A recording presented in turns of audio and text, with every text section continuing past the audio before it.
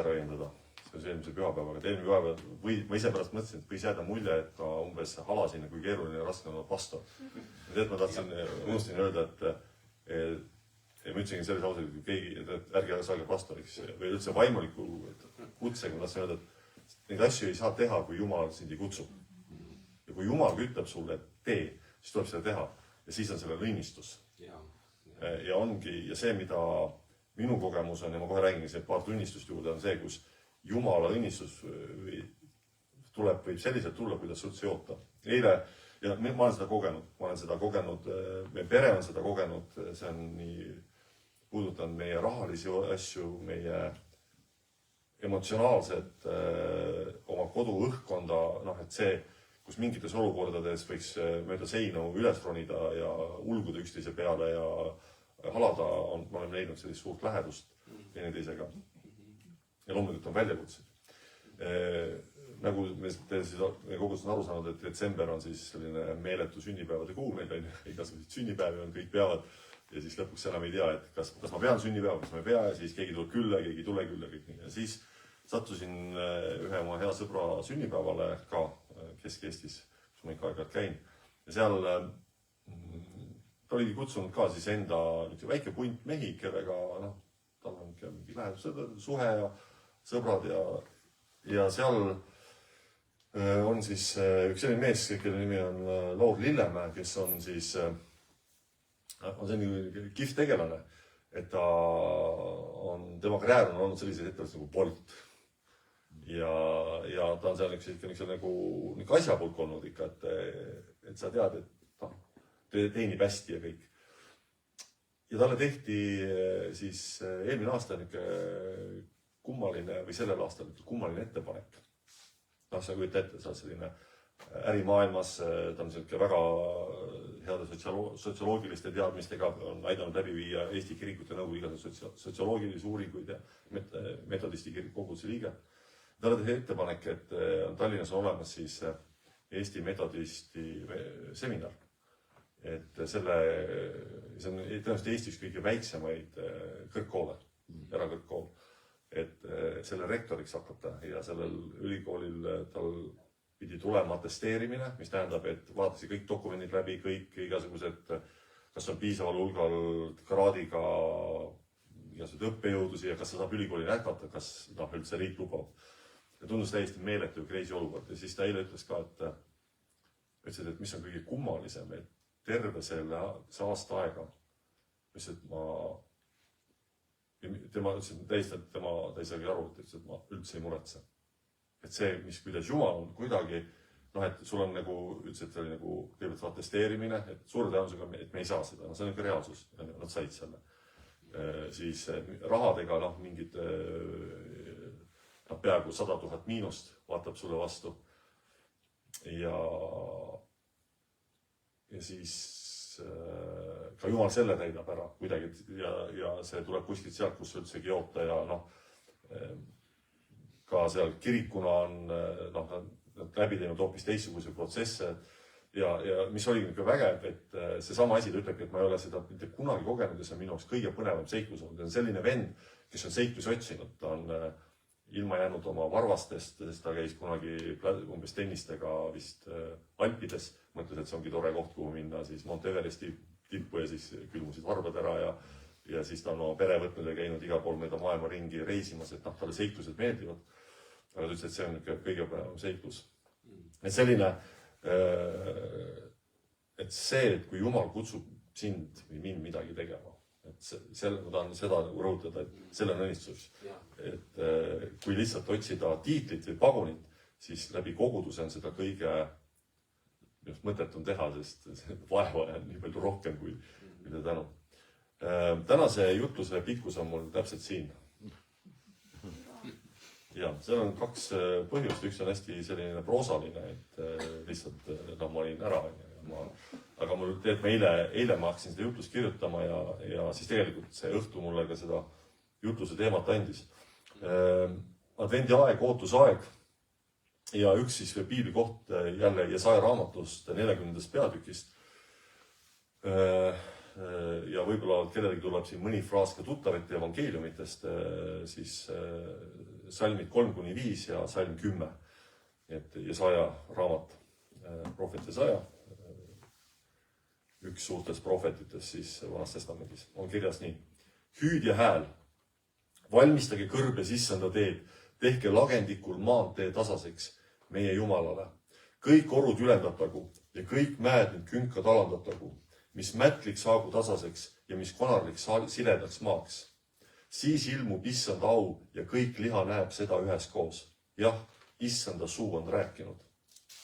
Vaata, issand Jumal tuleb jõuliselt ja tema käsiväärus valitseb. Vaata, temaga koos on teie palk ja tema ees on teie töötasu. Ma teaks, kellegi tuleb seos ette, et kellega, millise Uue Testamendi tegelasega seda seostatakse. See hüüdja hääl, valmistage kõrbes issanda teed. Kes oli hüüdja hääl kõrbes? Risti Johannes on ju. Vana Testamendi ettekuulutused Jeesuse tulekuks oli see, et see messia tulekut ka keegi kuulutab ette päriselt füüsiliselt. Ja siis, kui Risti Johannes hakkab tegutsema, siis teda peetaksegi selleks, ka juutide seas, et ta ongi messia ettekuulutaja, sest see, kuidas ta elas ja see, mida ta tegi, ta kuulutas, ta eraldus ühiskonnast, ta läks kõrbesse. Ja see ei olnud siis mitte see liivakõrb, mida me oleme harjunud nägema, aga see juude kõrb, see on selline kivine ja seal ikka taimi kasvab, aga see on niisugune eraldatud, pigem nagu niisugune looduslikus mõttes niisugune karmpaik, kus olla. Tema toit oli siis selline väga põnev, et ma arvan, et ta ette võiks toitumise aladel siin kohe õppida, et tal oli niisugune põnev dieet, rohutirtsud ja mesi, ja dieet, väga proteiinirikas, niisugune fit man oli. Aga see, mis ta teeb, on ju, ta hakkabki kuulutama seda meeleparandust ja see toiming, mida meie nimetame ristimiseks, tegelikult läbi siis tema tegevuse me tunnemegi seda. Meeleparanduse ristimine, et inimesed tuletasid sinna Jordani jõkke ennast kasta ja see oli märk sellest, et ma tahan parandada meelt, ma olen valmis selleks, et issand tuleb. Ja advendi ajal ja tegelikult see on ka hüüd tegelikult ka kogudusele ja meile üksikristastena samamoodi valmistage kõrbes issanda teed. Ja mis asi on kõrb? Kõrb on ühelt poolt piiblis alati tähistada sellist läbikatsumist nagu mitte lihtsalt kohta, vaid ka aega. See, kus sa oled sellises kohas, kus ei ole väga lihtne olla tingimata. Ja see on huvitav, et see ütleb, et valmistage kõrbes issanda teed. Et see ei ole, et valmistage rohuaasadel, seal, kus kõik on juba jube hästi, aga et seal, kus on kitsas, seal, kus on keeruline, seal, kus sa ei tea täpselt, kuidas hakkama saada, seal, kus sa tead, et minust enam kõik ei sõltu, ma võin enda parima teha, aga minust kõik enam ei sõltu. Et valmistage seal issanda teed. Ehk siis, et ka selline koguduse ajalugu, mitte Soole valguskoguduse, Kristuse ajalugu, räägib ka seda, et sageli on olnud evangeelium kõige mõjuvam, kõige nähtavam, kõige suurema jõuga seal, kus tundub, et välised olud on kõik selle vastu. Millegi pärast on see Jumal seda kasutanud. Ja ka mitte ainult olud, aga mõned inimeste juures, kelle juhul tundub, et need on kõige looduslikumad tüübid. Ja see ei tähenda alati seda, et keegi on toodus kõige sügavamas poris elama. See võib olla mõnikord ka keegi, kes elab nii suures heaolus, tähelepanus, luksuses, et ta arvatakse, et tal on kõik vaja. Et tema nii me ei pääse. Ta on kõik olemas. Kuidas ma ütlen, et kuule, et sa vajad Jumala armu, kui ta ütleb, mul on kõik olemas. Et see meie niisugune piire. Eile kuulsin jälle ühte lugu ja ma seda lugu niimoodi anonüümselt räägin ka, aga see tunnistus oli minu arust nii kõva. Üks mees rääkis siis sellise loo, et tal vend pigem siis sellise elukäiguga teinud siis selliseid valikuid, mille tagajärjel ta pere, siis tema naine ja lapsed ei tahtnud temast midagi enam teada. Sellises üsna sügavas ka alkoholisõltuvuses ja niimoodi. aga oli siis jäänud ikkagi väga rängalt haigeks ja oli siis sellises, jõudnud siis oma tegelikult sellises täitsa elu lõppfaasi. Et oligi sellises hospiitsis ehk siis sellises surijate osakonnas. Ja mis ta ütles, et ma olin ühes koguduses see oli mingi palveteenistus jutustamas, ütles, et mu vend on sellises keerulises seisus, et palvetame tema eest, lihtsalt. Ja vend on olnud ka, ühesõnaga siuke. Ja siis palvetavad ja siis tuleb üks abielupaar tuleb tema ja ütleb, et meil tuli südamesse, et me tahame su venda minna külastama sinna. Okei, ma ei tea, mu vendaga ütlesid, et te peate arvestama seda asja, teiseks on see, et ta on kogu elu olnud usuvaenulik. Ja siis teine asi, et tal üks osa tema tervislik olukord oli ka niivõrd kehva, et tal oli siin lõualuudega mingi asi, et ta ei saa rääkida. Ühesõnaga, ta ei saa teile vastata midagi. Ja lähevad, käivad ära need ja siis helistavad või nad saavad kokku, seda enam täpselt ei mäleta, aga siis ütleb, tead, et mis oli, et me käisime su venna juures ja su vend võttis Jeesus vastu. Kuidas see on üldse võimalik? Et ta ei saa ju rääkida. Et me rääkisime, me leppisime kokku siis selle silmade pilgutamisega. Et kui sa oled jah, nõus, siis sa pilgutad niimoodi ja siis oligi, et me rääkisime ja siis tahab Jeesust vastu, et jah, tahab palvetada ja siis me ütlesin palvesõnad ette ja küsisime, oled sa sellega nõus rida haaval, et võttis Jeesuse vastu. Ja see on nagu siuke asi, et okei, et mis see siis nüüd on. Ja siis rääkis, ta ütles, et mul oli plaan minna siis teda vaatama, aga sellel konkreetsel päeval ma ei saanud minna ja mõte oli, siis panen sellest järgmisel päeval. Aga tuleb siis järgmisel päeva hommikul tuleb kõne, et haiglas öeldakse, et su vend suri ära. See oli oodatud lõpp. Ja siis õde või kes seal siis valvearst, kes helistas, ütles, et üks kummaline asi oli. Et me ei oska seda seletada, mis oli, et me leidsime ta niimoodi. Ta ei saanud enam kõndida üldsegi. Ta ei saanud voodist välja, ta oli täitsa hooldatav. Aga see, mis ta oli siis teinud, et me leidsime ta niimoodi, et ta oli seal teki all põlvede peal, käed ristis ja niimoodi leiti surnud. Ja siis ta ütles, et jah, et ma arvan, et te leidsitegi mu venna palvetamas. Ja see on see, mis on see, kui see hüüdjääl valmistage kõrve sisse enda teed. Täiesti lootusetud olukord umbes. Usuvainulik, põhja käinud pere kusjuures, kui anti perele teada, pere ütles, et me ei tea tast midagi teada ja kui ütles, et ta andsid teada, et ta suri ära, matun sees, pere ütles ka, et kuule, me ei taha isegi teeb suguvõsast midagi teada. Üldse midagi. Väga keeruline olukord kõrvalt vaadates. Ja seal, et oli üks abielupaar, kelle jaoks inimene ei olnud isiklikult keegi. Ütlesid, okei, me lähme, me saime südamesse. See ei ole mitte see, et ma ütlen, seda peab kopeerima, aga see on see, mida see tähendab, et valmistage kõrve sisse enda teed. Ehk siis, et seal, kus ka meie vaatame, et on lootusetu. Et seal tegelikult, ka seal tuleb valmistada sisse enda teed, ka seal tuleb kuulutada. Ja see ei tähenda siis alati selles kuskil, nagu ma ütlesin, selles põhjas olemist, see tähendab ka võib-olla mingis täitsa ka teistes sfäärides. Mõnikord võivad olla inimesed, kes ongi nagu väga edukad, kes on ka väga kuulsad, kes on mingil alal väga hästi, inimesed ka, kellel põhimõtteliselt kõik on korras. Ja mõnikord me ka kristlastena ütleme, et aga kuidas ma saan siis evangeeliumiga sinna minna. Ja see, mida Jesaja kiri ütleb, et mida see siis tähendab ja ma arvan, see on ka niisugune sõna koguduse kohta, et see kõik orud ülendatagu ja kõik mäed ning künkad alandatagu, mis mätliks sagu tasasik, mis konarlik sinedaks maaks. Kui me vaatame ka Uue Testamendi koguduse kirjeldust, siis kogudus on see keskkond, mis mingi mõttes on sarnaneb saunaga. Teate, mis on sauna fenomen, sauna efekt? See on kõik võrdsed. Ilma riieteta seal lava peal, rätikut, kui palju keegi tahab, aga põhimõtteliselt kõik võrdsed, need tiitlid ja pagunid, need ei ole, see on pigem see, et me oleme samas olukorras, natuke on ebamugav, natuke on palav, natuke on tore, natuke on hea, mingid pinged on maas ja me võime suhelda ilma mingisuguste filtriteta teineteiseta.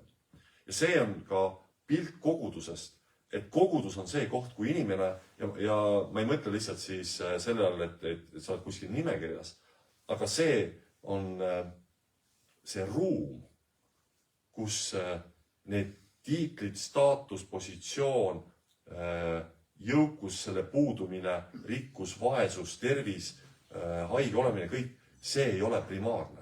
See ei ole see esmane, läbi mille me vaatame teineteist. Uues testamendis on ka see mõte, või Jeesus ütleb, et mille kaudu maailm tunneb, saab tunda Jumalat, on see, kui see, et kristlased armastavad teineteist. See on huvitav. Jeesus ütleb, et ei ole suuremat armastust kui see, et sõber jätab oma elu sõbra eest. Keegi jätab oma elu sõbra eest. Mõnikord me ütleme, et kõige suurem armastus on see, et kui ma lähen kellegi juurde, kes justkui armastust ei vääri, ja Jeesus ütleb, et tegelikult see, et kui sa jätad oma elu sõbra eest ja Jeesus ütleb, et ta on kutsunud meid oma sõpradeks. Ja see on, mida kogudus saab olla, et me nimetame teineteist oma sõpradeks. Ma tean, et siin koguduses ka mina olen seda öelnud ja et me ei pea olema siin lähimad sõbrad ja ma olen selles mõttes sellega siiamaani selle positsioonil, et me on võib-olla erinevates elu etappides, me erinevad sood, jätkuvalt on neid meie koguduses 2 ja erinevad huvid ja et me selles mõttes võib-olla ei pea padid olema, et me teeme kõiki asju koos kogu aeg ja kui koos ei tee, siis on midagi väga viltu. Et umbes, et kui nüüd, ma ei tea, ma lähen homme kuskile suppi sööma ja teid kaasa ei kutsu, siis on koguduses pastor solvunud teie peale. Et väga hästi. Saate aru, mida ma mõtlen. Küll aga see, et meie selline hoiak ja tähelepanu on see, et me saame elada välja seda, et need filtrid enam ei loe. Need ei ole esmane asi, sest Jumal vaatab meid läbi hoopis teistsuguse filtri. Et see, et kõik orud ülendatagu, see, mis on kõige sügavamas põhjas olemine, see, mis on kõige sügavamas ka võib-olla masenduses olemine, see, mis on kõige suuremas üksinduses olemine, see, mis on, või mõnikord see ei pruugi olla, et te olete mingi seisund, see mõnikord võib olla mingi hetke olukord. Aga see, mis on see kuulutus, et see tuleb üles tõsta. Ja see on ka kogudus ülesanne, ja see on meie ülesanne. Et kui me kuuleme, kui me märkame midagi, et me saame, siis tõstame ülesse. Ja teine, mis on palju keerulisem, mäed ja künkad alandatagu. Seda üldse ei tahaks teha, julgegi teha. Ja see ei tähenda, et me peame alandama teisi. Käime ringi ja ütleme, kellegi läheb hästi, ütleme, sul ei tohi nii hästi minna, et see on ikka keeruline. Aga see on see, et ma saan aru, et üle minu on Kristus alati. Üle minu on Kristus alati. Ja mind seob selle seltskonnaga, nende inimestega midagi muud kui minu see staatus või positsioon, minu edu, minu kuulsus, minu hetkeline või püsiv hea käekäik. Ja sinna juurde, et alles siis ilmub issand au. Et selles, ka kuidas kogudus on omavahel, teineteisega, ka see on see, kui me koguduses me ei ole sellest väga palju seda teemat kogu aeg rääkinud, et me ütleme, et ma ootan ärkamist. Ootan ärkamist, ja siis on muidugi see küsimus, mis ärkamine tähendab, see on hästi erinev. Et mõndadele tähendab see, et sa ei pea mitte midagi tegema ja mingil seletamatul kombel hakkad inimesed kogudusse ilmuma, mida me oleme ka näinud, et mul siiamaani on ikkagi see sisemine šokk või trauma, millest me ei ole üle saanud, et see, kuidas Kristo ja Helen siia tulid, et tulevadki inimesed lihtsalt tulevadki, siis kirjutavad viisakalt, kas me tohime tulla ja siis tulevad ja siis, mis me peame tegema, saada koguduse liikmeks. Ahah, tõesti, ja teil on kõik hästi ja meil on kõik hästi ka oma vahel ja et ei ole mingi probleemi, mida peaks lahendama, aga ei üldse ei ole ja abipakiga ei taha ja sellised inimesed tulevad. Ei tea, mida tolgati on võimalik. No võt, saab. Et pane list kokku ja saab. Saate aru, mida ma mõtlen, et et siis ilmub issand au, aga mõni teine ärkamine, mida ka on kirjeldatud, on see, et ongi see ka, see ärkamine on see, et ka kristlaste ärkamine, kristlaste äratus. Et sa julged uskuda rohkem, kui sa näed. Et sa julged astuda sinna, kuhu sa veel ei tea. Et sa julged uskuda, et Jumal on tegelikult suur. Et Jumal on tegelikult võimas. Et Jumal on üle selle, mida mina näen ja mida mina tean. Eile kui ma olin nende meestega need vestlused, need teemas oli erinevaid, siis sa näed, et see jooksis läbi igal ühel. Igal mehel oli oma see lugu rääkida, kus sa ütledki, et sa ei tea. Ja mulle meeldis ühe mehe mõte, kes ütles niimoodi, et tihtipeale on ju meie arusaamine sellisest täiuslikkusest on see, et kõik on nagu paigas, midagi ei ole. Aga siis ta ütlesigi, et Jumala riigi matemaatika on teistsugune. Ja Jumala riigis täiuslikkus on, ta on ikka ratsionaalne ettevõtja, ehitusettevõtja. Et tema see täiuslikkus on mitte täiuslike summa. See, kus on sinu mitte täiuslikud mingid asjad, mingid olukorrad, aga seal, kui sa tuled sellega ka Jumala ette, kus Jumalaga ütle, Jumal, mul on täpselt need vahendid, mul on täpselt need oskused, aga ma tahan koos sinuga teha, siis seal tulemus võib olla täiuslik. Ühesõnaga, et on hea see, kui me püüame, kui me tahame teha väga head jumalateenistust. See on hea püüd. Me tahame teha head jõulujumalateenistust, nüüd praegu siin mõtleme, et tahame teha head laagrit. Aga kui programmi tule täpselt nii kokku, nagu me oleme tahtnud, kui mõni noot läheb mööda, kui mõni laps kisab ja jumalateenistusele rohkem ja kui pastori oma jutlus ei oska kõne täpselt väljendada, see ei tähenda seda, et nüüd oleme läbi kukkunud. Vaid see Jumala täiuslikkus tekibki see, kui need mitte täiuslikud koos. Ja sama on ka inimestena. Et täiuslik kogudus ongi see, et kui need mitte täiuslikud inimesed on koos, meie oleme siis koos. Nii et see võib-olla sellesse advendiaega ja üldse tegelikult sellesse ka, kui ma olen hästi palju mõelnud, et milline see koguduse kultuur, mida ma tahan ja mida ma usun, mida ka Jumal tahab näha meis, siis see on see midagi, kus me loobume sellest, et me heidame ette teineteise puudusi. See on väga lihtne, selleks saavad kõik hakkama. Aga see, et me saame aru, et me olemegi lõpuni, me ei ole veatud, me ei ole täiuslikud. Aga et me näeme Jumalat seal ja me ütleme, me teeme koos Jumalaga neid asju. Et me ei aja siin enda asja, see ei ole Risto Tamme asi, see Risto Tamme personaalasi. See on küll hetkel, see on asi, mida Jumal on mulle andnud teha, aga see ei ole minu isiklik projekt.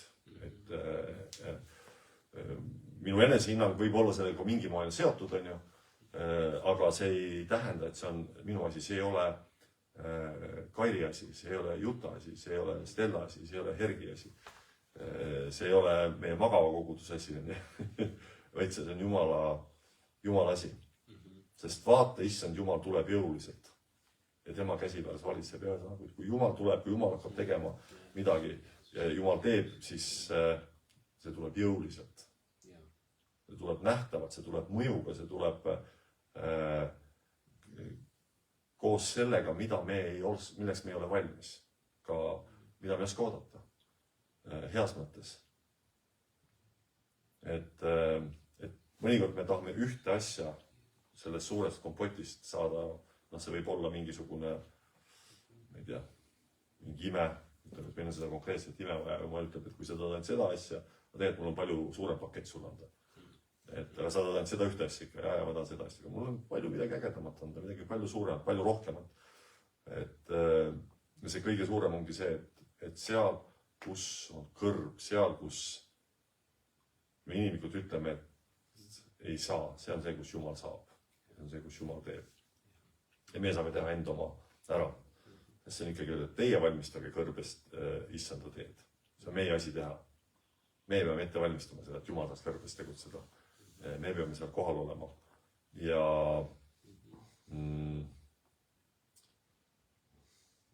teine oli jah. Ja tehke lagenlikult, et see ka usklik olek on siis aktiivne olek. Valmistage ja tehke. Mitte see, et oodake ja vaadake. Valmistage ja tehke, valmistage ja tehke, valmistage ja tehke. Ja see ei ole nüüd see, et vaatame pastori peale, millal pastor hakkab tegema midagi, siis me hakkame midagi tegema. Tegelikult see ongi meile kõigile, valmistage ja tehke. Ja see võib olla ka selline sõnum meile kui kogudusele. Vot, sellised lood. Tõusme püsti, palvetame, anname Jumala selle eest, mis sa oled tegemas.